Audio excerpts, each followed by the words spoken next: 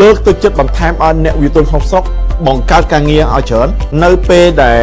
អ្នករស់ស៊ីក្នុងស្រុកទទួលការលើកទឹកចិត្តពីរាជរដ្ឋាភិបាលតាមរយៈបន្ធូរពន្ធដារការលើកទឹកចិត្តបន្ថែមការបន្ធូរលក្ខខណ្ឌផ្សេងៗធ្វើឲ្យពួកគាត់មានអារម្មណ៍ថាងាយស្រួលពេលហ្នឹងគាត់នឹងបញ្ចេញលុយក្នុងខ្លួនឲ្យបានច្រើនដើម្បីបង្កើតការសាងសង់នៅពេលដែលអ្នកវិទូក្នុងស្រុកបង្កើតការសាងសង់គឺជាពេលមួយដែលប្រជាជនក្នុងស្រុកមានការងារធ្វើនៅពេលដែលគាត់មានការងារធ្វើហើយការទិញលក់ផ្សេងៗចលនាសេដ្ឋកិច្ចនឹងមានចលនាគាត់ទិញក្បឿងគាត់ទិញឥដ្ឋគាត់ទិញសំងគាត់ទិញដែកគាត់ទិញផ្សេងៗអាអ្នកលក់គ្រឿងសំណង់ក៏បានលុយពីអ្នកសង់បុរីខុនដូហើយអាអ្ន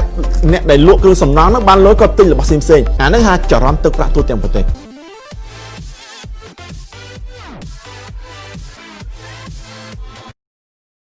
ក្រោយពីបញ្ចប់ជាមួយនឹងជំងឺ Covid19 ដែល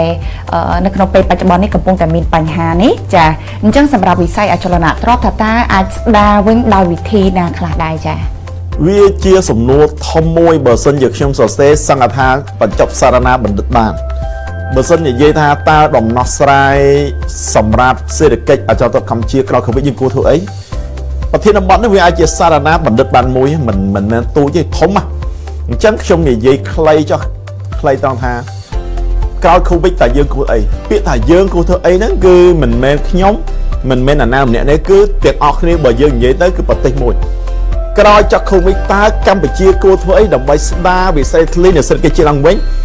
ខ្ញុំឲ្យជំរើសខ្ញុំឲ្យឧទាហរណ៍យ៉ាងខ្លីៗទី1រដ្ឋាភិបាលរាជរដ្ឋាភិបាលត្រូវលើកទឹកចិត្តអ្នកវិទូក្នុងស្រុកមានន័យថាត្រូវបង្កលក្ខណៈងាយស្រួលឲ្យអ្នកវិទូក្នុងស្រុកហ្នឹងបញ្ចេញលុយដើម្បីបន្តការសាងសង់កឈុអសោះឧទាហរណ៍ថាបន្ធូរពន្ធដារមិនបន្តឹងទេណាបន្ធូរពន្ធដារលើកទឹកចិត្តបន្ថែមឲ្យអ្នកវិទូក្នុងស្រុកបង្កើតការងារឲ្យច្រើននៅពេលដែលអ្នករស់ស៊ីក្នុងស្រុកទទួលការលើកទឹកចិត្តពីរាជរដ្ឋាភិបាលតាមរយៈបន្ធូរពន្ធដារការលើកទឹកចិត្តបន្ថែមការបន្ធូរលក្ខខណ្ឌផ្សេងៗធ្វើឲ្យពួកគាត់មានអារម្មណ៍ថាងាយស្រួលពេលហ្នឹងគាត់នឹងបញ្ចេញលុយក្នុងខ្លួនឲ្យបានច្រើនដើម្បីបង្កើតការសាងសង់នៅពេលដែលអ្នកវិទូក្នុងស្រុកបង្កើតការសាងសង់គឺជាពេលមួយដែលប្រជាជនក្នុងស្រុកមានការងារធ្វើនៅពេលដែលគាត់មានការងារធ្វើហើយការទិញលក់ផ្សេងៗចលនាសេដ្ឋកិច្ចនឹងមានចលនាគាត់ទិញក្បឿងគាត់ទិញឥដ្ឋគាត់ទិញសំងគាត់ទិញដែកគាត់ទិញផ្សេងៗអាអ្នកលក់គ្រឿងសំណង់ក៏បានលុយពីអ្នកសង់បុរីខុនដូហើយអាអ្នកដែលលក់គ្រឿងសំណង់ហ្នឹងបានលុយគាត់ទិញរបស់ផ្សេងៗអាហ្នឹងហៅចរន្តទឹកប្រាក់ទូទាំងប្រទេសអញ្ចឹងទី1គឺរាជរដ្ឋាភិបាលសូមលើកទឹកចិត្តដល់អ្នកវិទូក្នុងស្រុកអ្នកអភិវឌ្ឍក្នុងស្រុកធ្វើយ៉ាងម៉េចគាត់សប្បាយចិត្តនឹងបញ្ចេញលុយថែមដើម្បីអភិវឌ្ឍព្រោះអីស្ថានភាពឥឡូវហ្នឹងគឺអត់មានបរទេសមកទេទោះបីជាចាប់ Covid ក៏ដោយសំណួរដែលសួរពេល Covid ចាប់ពេលណាគ្មានណាដឹងទេប៉ុន្តែបើចាប់ Covid ហើយក៏មិនមែនបរទេសមកភ្លាមទេយើងត្រូវខំស្រុកក្រៅពីលុយខ្មែរក្នុងស្រុកហើយយើងត្រូវការប្រភពទុនបន្ថែមពីលើទៀតគឺលុយរបស់ខ្មែរដែលកំពុងដាក់នៅបរទេសមនុស្សជាច្រើនមិនហ៊ានទទួលស្គាល់មនុស្សជាច្រើនដឹងថាជារឿងពិតបើមិនទទួលស្គាល់ប៉ុន្តែវាមិនខ្វះខាតទេមិនខ្វះអ្នកដឹងថាខ្មែរយើងគឺមានអ្នកមនុស្សជាច្រើនមានលុយនៅបរទេសច្រើនដាក់លុយនៅបរទេសច្រើនយើងមិនដឹងថាប្រមាណទេប៉ុន្តែជារឿងពិតដែលយើងទទួលស្គាល់ថាមានអ្នកធំខ្មែរយើងដាក់លុយនៅបរទេសរាជរដ្ឋាភិបាលត្រូវមានការលើកទឹកចិត្តសូមឲ្យលុយទាំងអស់ហ្នឹងវាចូលស្រុកវិញដើម្បីអភិវឌ្ឍប្រទេសជាតិយើងជាខ្មែរយើងយកលុយដាក់នៅបរទេសគឺមានតែយើងកំពុងជួយឲ្យបរទេសរីកចម្រើនហេតុអ្វីក៏មិនយកលុយទាំងអស់ហ្នឹងវាចូលស្រុកវិញអ្នកខ្លះក៏ថាគាត់ក៏ចង់យកលុយចូលស្រុកវិញដែរប៉ុន្តែវាប្រឈមនឹងបញ្ហាចុះបើវាលុយចូលស្រុកវិញតើលុយនេះជាលុយអីមើលជាច្រើនគាត់តែយល់ច្រឡំថាលុយចូលស្រុកវិញលុយចេញចូលវាបាន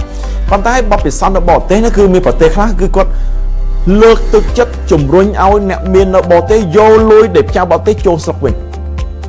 យើងត្រូវការលុយអភិវឌ្ឍប្រទេសជាតិនិងសង្គមហេតុអ្វីបានជាយើងប្រឹងទឹកជ័យគេនៅខណៈពេលដែលអ្នកមានខ្មែរគេមានលុយច្រើនអញ្ចឹងបើសិនជាដំណោះស្រាយទី2ដែលល្អហ្នឹងលើកទឹកចិត្តឲ្យអ្នកដែលមានលុយបរទេសវិលចូលស្រុកវិញយើងត្រូវបង្កលក្ខណៈងាយស្រួលគ្រប់យ៉ាងខ្ញុំមិនអាចល្បិតថាធ្វើយ៉ាងម៉េចទេណាប៉ុន្តែរៀនពីប្រទេសមួយចំនួនរៀនពីឥណ្ឌូនេស៊ីរៀនពីអឺរ៉ុបមួយចំនួនគឺរាជរដ្ឋាភិបាលគេគឺមានលក្ខណៈពិសេសមួយថា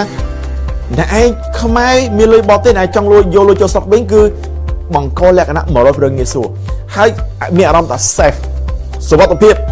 ណែយកលុយចូលស្រុកវិញគឺសុខភាពប៉ុន្តែលុយហ្នឹងត្រូវតែអាប់បរទេសជាតិបើសិនជាគាត់យកលុយចូលមកអាប់យកលុយពីយកលុយខ្មែរនៅបរទេសចូលស្រុកវិញអាប់បរទេសជាតិគឺមានយកលុយទៅរស់ស៊ីនៅពេលគាត់រស់ស៊ីគឺគាត់នឹងផ្ដល់ការងារដល់ប្រជាជនក្នុងស្រុក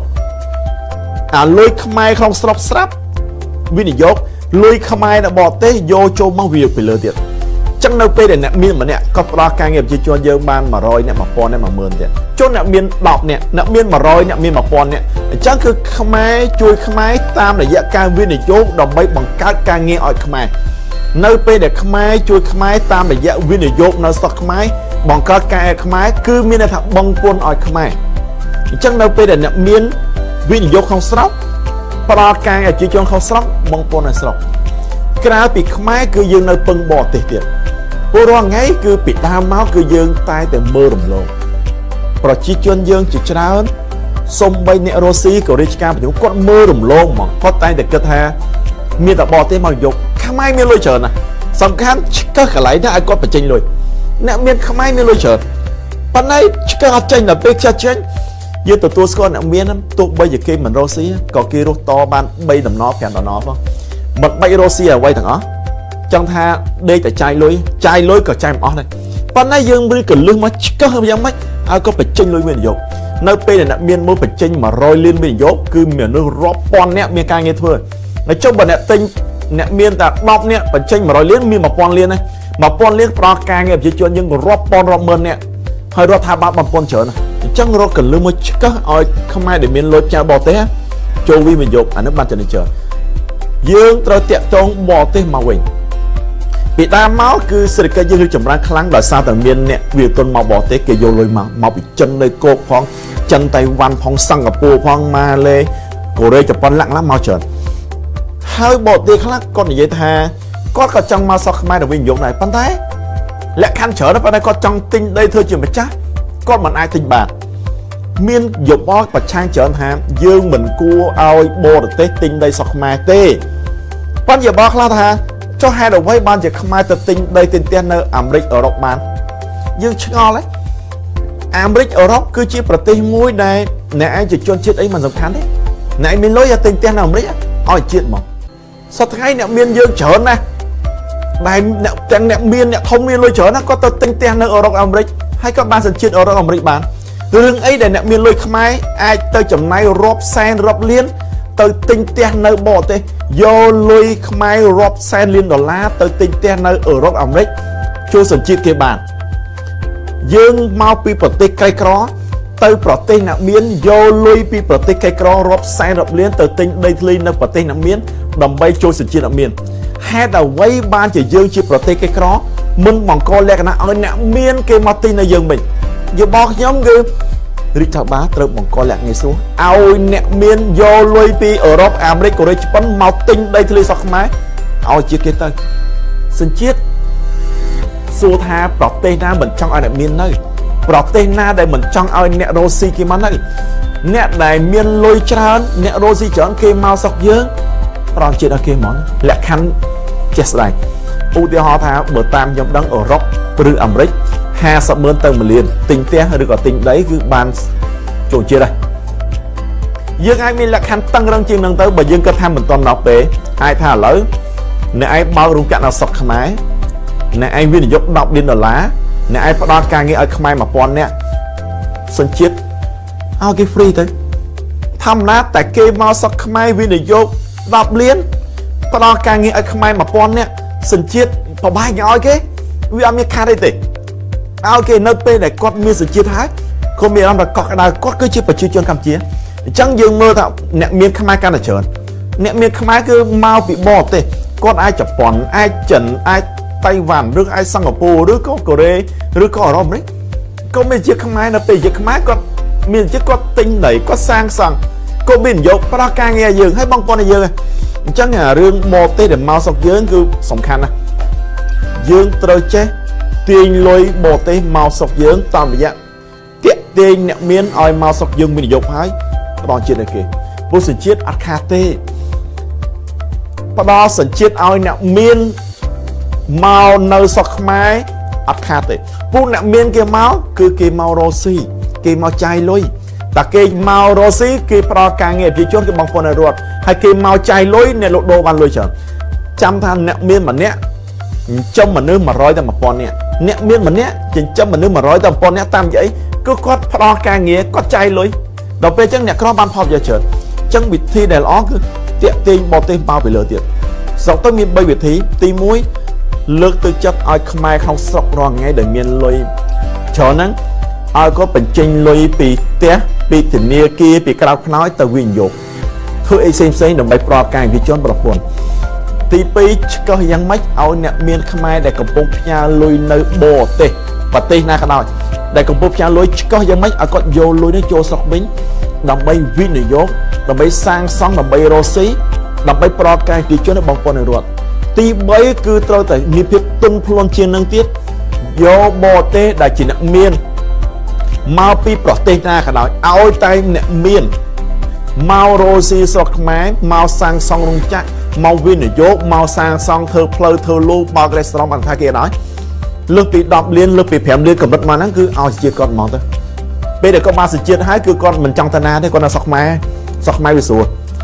បើធ្វើបាន3ហ្នឹងខ្ញុំគិតថាការស្ដារវិស័យដីធ្លីយើង